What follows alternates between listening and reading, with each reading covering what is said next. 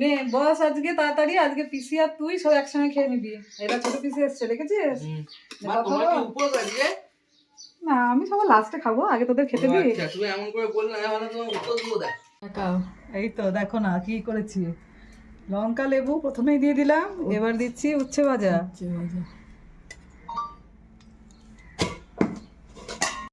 আর করেছি ডাল,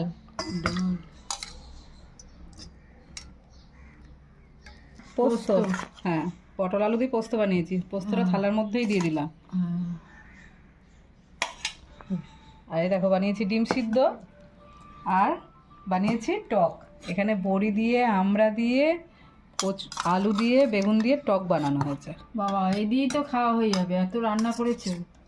আজকে বেশি রান্না করা হয়নি, সময় পাইনি গো, নাহলে আরও কিছু করতাম। চলো বসে পড়ো।